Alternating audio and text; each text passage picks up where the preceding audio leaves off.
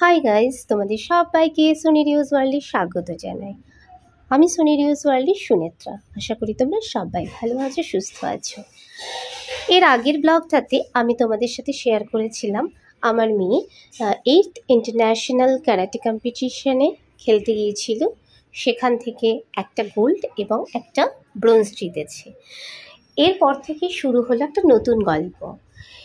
ওর এই ভিডিওটা আমি কিছু জায়গায় দিয়েছিলাম যেখান থেকে ভাইরাল হয়, তো তার ফলে বিভিন্ন নিউজ চ্যানেলে এবং পেপারে ওর নাম ওঠে।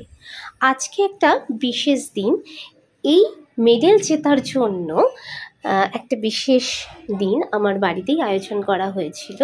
চলো তোমাদের সাথে সেটাই আমি শেয়ার করতে এসেছি।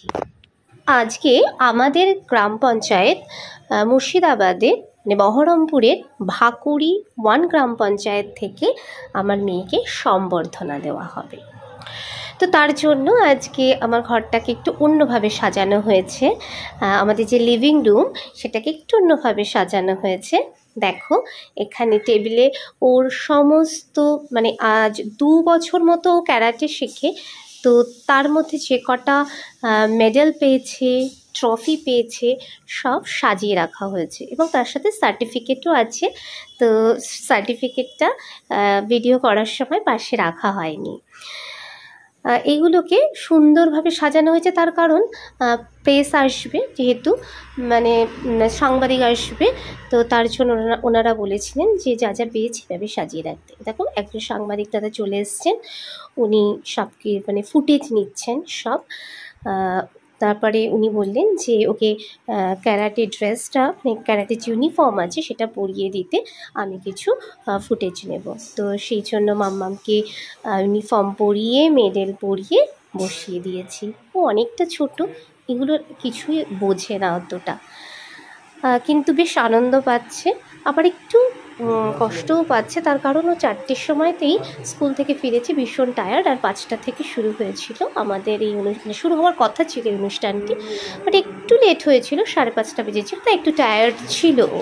এখানে উপস্থিত পঞ্চায়েত প্রধান মহাশয়া, উপপ্রধান মহাশয়, পঞ্চায়েত সভাপতি, ওনারা মাম্মামকে একটি ফুলের বুকে দিয়ে সম্বর্ধনা জানান এবং তার সাথে একটা খুব সুন্দর উপহারও দেন, সেটা হচ্ছে একটি ট্যাব।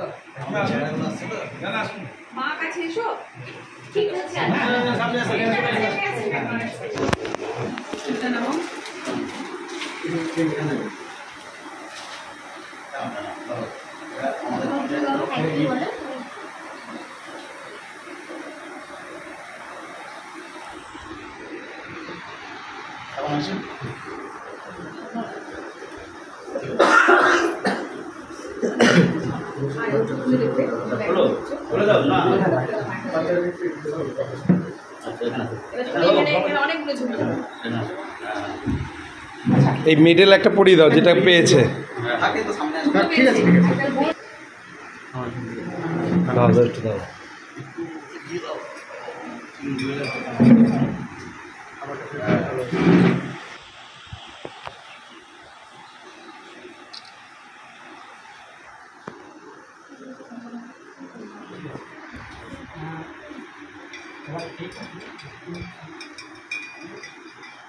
সবাই দাঁড়িয়ে দেও নিপন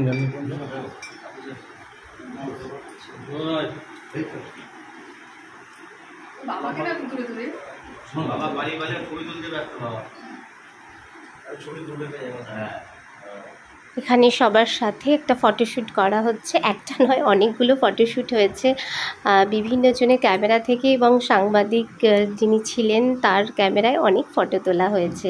এবার চলছে ইন্টারভিউয়ের পালা।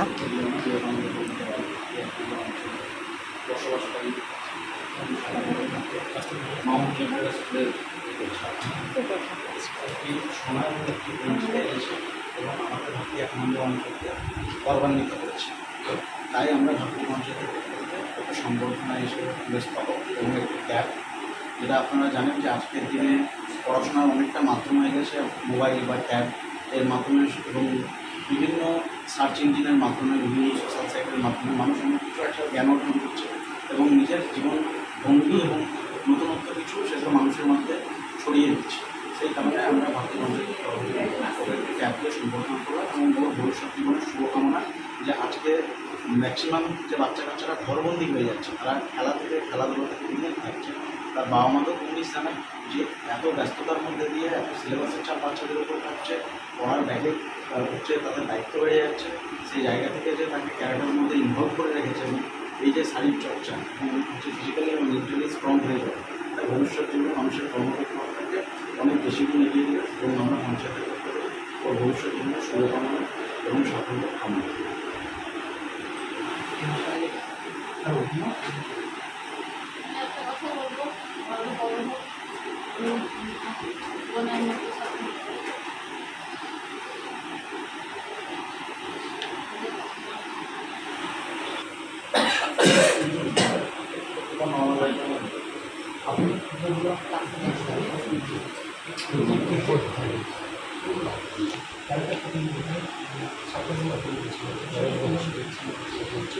আমাদের খুব আমরা গর্ববোধ করছি, আমারও এই পাড়ায় বাড়ি।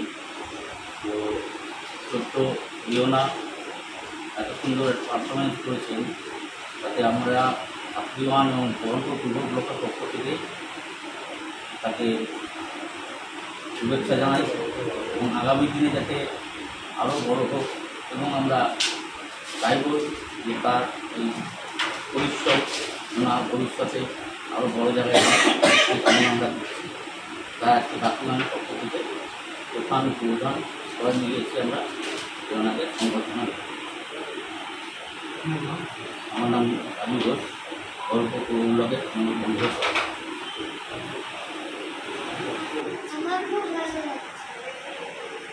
আগামী দিনে তিনি খেলাধুলা ছাড়া পড়াশোনা কী করতে ইচ্ছে করে? আমার ড্রয়িং করতে ইচ্ছে করে, নাচ করতে ইচ্ছে করে,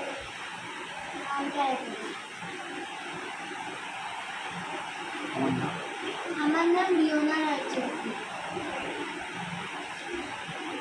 অনেকটা মাম্মা মেয়ের আগেও অনেকবার মেডেল পেয়েছে, কিন্তু সেটাকে নিয়ে সেইভাবে কোনো হইচই হয়নি।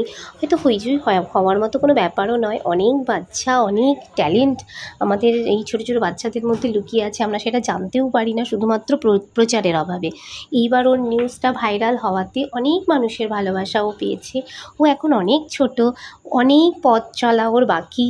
তো আশা করব তোমরা সকলেই ওকে আশীর্বাদ করবে, ও যেন আরও অনেক দূর এগিয়ে যেতে পারে, নিজেকে খুব ভালো মানুষ হিসেবে প্রতিপন্ন করতে পারে।